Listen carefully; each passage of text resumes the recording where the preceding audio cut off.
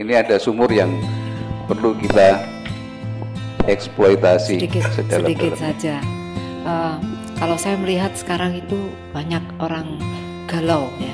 Galau artinya tidak sinkron antara tampaknya dengan apa yang ada dalam hatinya gitu. Nah, itu bagaimana itu? Padahal kalau kita lihat, kelihatannya semua arahnya mau ke wah, religius sekali. Tapi sebetulnya dari sisi perilakunya itu kok munculnya berbeda. Mau Pak Cak? Gimana jawabnya ya? Mau pakai terminologi atau metodologi yang luas, waktunya juga tidak cukup. Tapi saya kira memang ada kelemahan pendidikan keagamaan, Bu. Jadi kita tidak, itu namanya talbis. Talbis itu dari kata iblis. Iblis itu, sampean tahu ceritanya kenapa Nabi Adam turun ke bumi, diturunkan ke bumi itu karena dia ketipu. Dia didatangi tamu berpakaian kayak malaikat Jibril, disangka Jibril. Maka dia taat, disuruh mendekati pohon itu ya, padahal ternyata itu iblis. Akhirnya dia terlanjur sudah mendekati pohon itu dan sama Tuhan diusir ke bumi. Jadi yang berlangsung sekarang itu kan kita itu ditipu oleh iblis yang berpakaian malaikat. Begitulah kalau pilkada, begitulah kalau politik ya Bu ya, begitulah kalau macam-macam Bu ya. Kita itu pokoknya, apalagi kalau Anda ngerti Freemason, Illuminati, Anda ngerti desain globalnya Yahudi, Anda ngerti macam-macam, Anda akan tahu bahwa paket utama yang disebut penjajahan atau mobilisasi kepada masyarakat timur ya, yang akan dibaratkan itu adalah mereka menciptakan pandangan melalui pendidikan, melalui media massa, melalui cara berpikir, melalui produk-produk, sampai sekarang melalui produk-produk yang kanak-kanak pun dimasukin itu, untuk merubah pandangan Anda bahwa yang Anda sangka surga itu sebenarnya neraka, dan yang Anda sangka neraka sebenarnya itu surga. Jadi sekarang itu kita itu belum bisa mengidentifikasi secara persis sebenarnya yang neraka yang mana, yang surga yang mana, kalau kita sudah sampai kepada empirisme seperti yang Ibu bilang tadi itu. Jadi kita itu seringkali bukan karep munafik ning pancen ora mudeng lah piye ngene karo gendera nesu tohut ya kan gitu ya.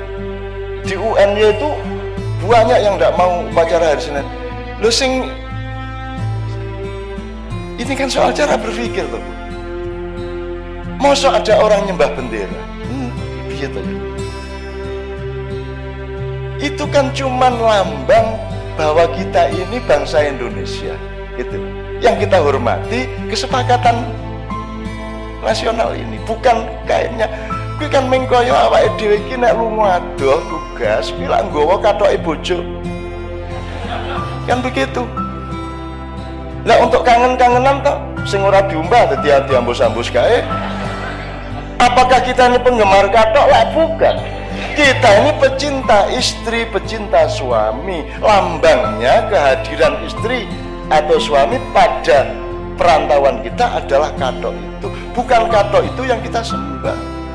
Kita umroh itu bukan nyembah Ka'bah, bukan nyium Hajar Aswad. Kalau mau nyium batu ngapain jauh-jauh ke Mekah bayar ado-ado. Golek watu ning kali oke banget. Tinggal dicium.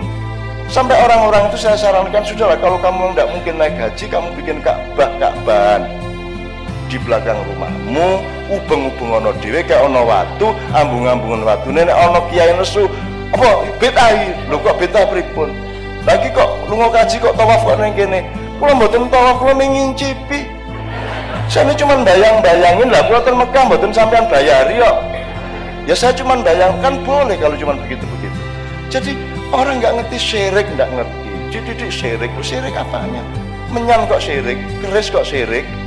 Syirik itu letaknya di pikiranmu dan di hatimu, tidak di benda. Arep menyan, arep keris, arep apa, nggak ada masalah. Ono wong jaran kepang mangan pari dinesoni, mangan beling dinesoni. Wis orang kok ke sego malah nesu. Kan gitu kan, mestinya dibeliin nasi dong. Wong dia nggak punya makan sampai beling-beling dipangan kan begitu. Jadi menurut saya Bu, kuncinya adalah memang harus ada reedukasi, terutama di masjid-masjid. Misalnya masjid-masjid itu mestinya ada kajian-kajian sing sifatnya tidak doktrinatif tapi golek ilmu tenang.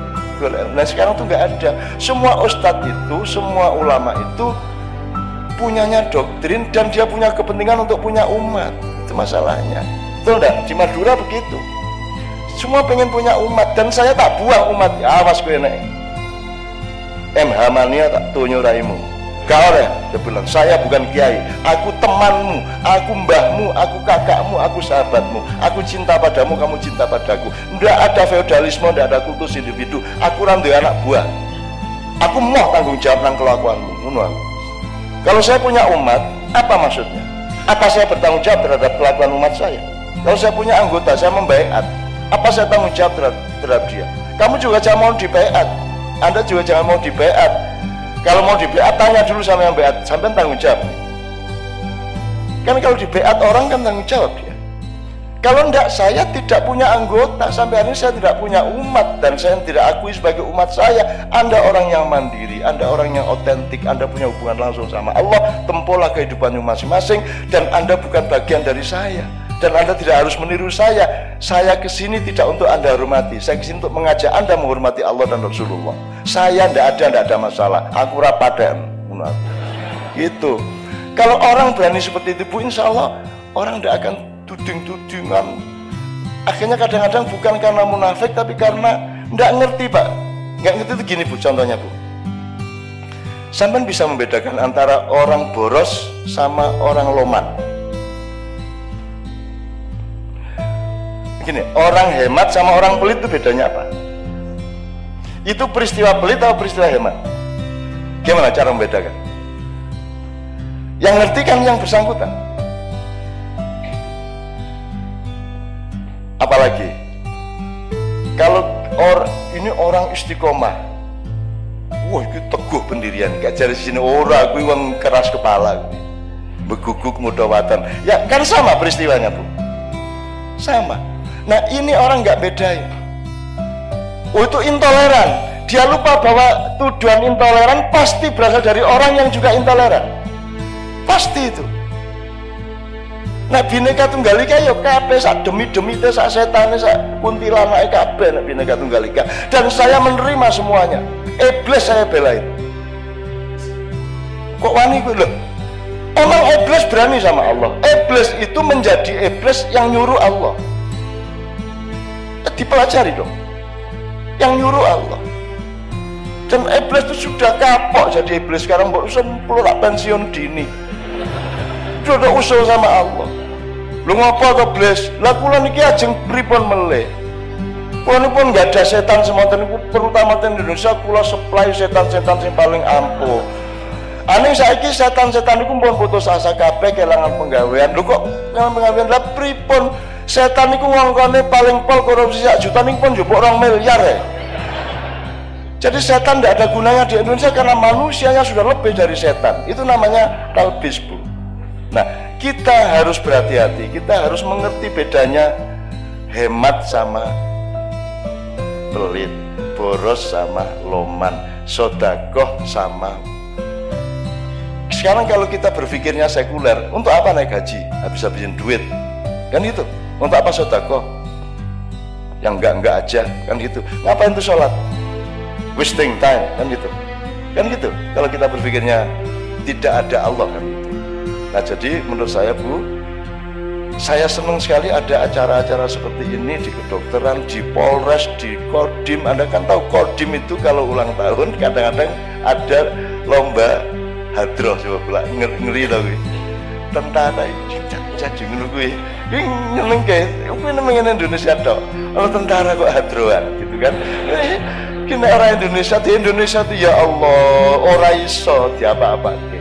Tuh, Bapak sekalian. Wis kapusan dhewe karo Indonesia. Wong kayak sok ngapusi ya kok apusian gitu kan. Nah, jadi Bu, jawaban saya menurut saya tidak bisa lengkap tapi saya kira memang pembelajaran harus kita lakukan. Jadi ada kajian-kajian daripada bentrok merah lawan itu, melawan hijau, daripada Mbok Basul Masail bareng. saya selalu menganjurkan, ngapain tuh ini majelis tarjih fatwa, Basul Masyarakat NU fatwa, MUI fatwa, mbok rapat sih, terus fatwa bareng gitu loh. Ki umatnya bingung, si Jirioyo sesuk burung, sing iji durung, sing bener sing di. Untung sekarang ini tidak ada masalah karena udah ada proyek yang lebih besar, ndak urusan hari raya aja. Idul Fitri tanggal berapa? Anda tahu itu semua proyek aja. Itu loh mas, itu ujung-ujungnya itu yaitu dok, gitu loh. Mosok hilal kelihatan harus ada hilal 2%, 2,5%. Itu gimana sih orang-orang itu? Itu dulu nggak ada ukuran 2%, itu 2 derajat, nggak ada. Itu gini loh, itu kan idiom namanya.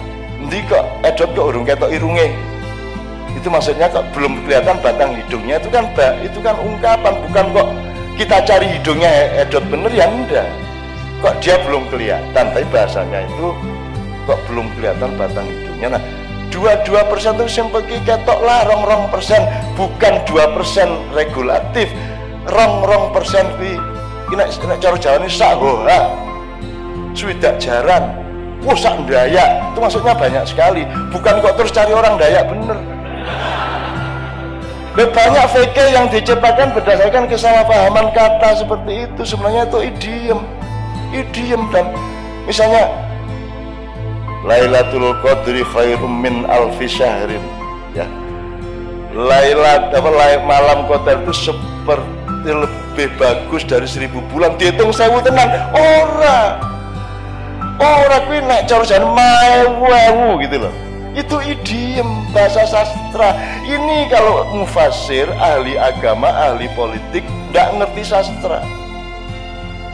Aku nek Khairul Anwar mengatakan aku ini binatang jalang, polisi gerak binatang jalang, dari kumpulannya terbuang tapi aku akan menerjang.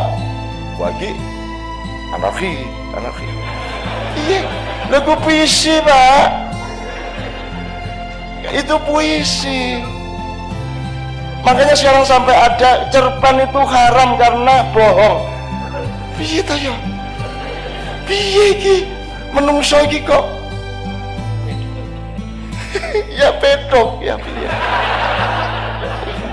Oke Bapak sekalian, mohon waktu sudah habis, sudah terlalu larut, saya mohon maaf jawabnya tidak mudah, maka agak kadang-kadang saya lari ke sana kemari. Tapi yang penting menurut saya sekarang ini bukan apakah Anda setuju atau tidak pada omongan saya, tidak penting apakah Anda paham atau tidak penting apakah itu ilmu benar apa tidak. Yang penting kita bermesraan di dalam itikat yang baik bersama-sama, ingin berdamai, ingin enak, ingin seimbang satu sama lain. Dan nanti terjadinya itu tidak karena saya, tidak karena Anda, tapi karena perkenan Allah. Anda akan menemukan keajaiban-keajaiban yang tidak pernah Anda duga dari Allah Subhanahu wa taala. Saya mohon izin, mohon maaf atas semua kekurangan saya. Kul indolautu fa innama adillu ala nafsi fa in ihtadaitu wa bima yuhya ila ya rabbi.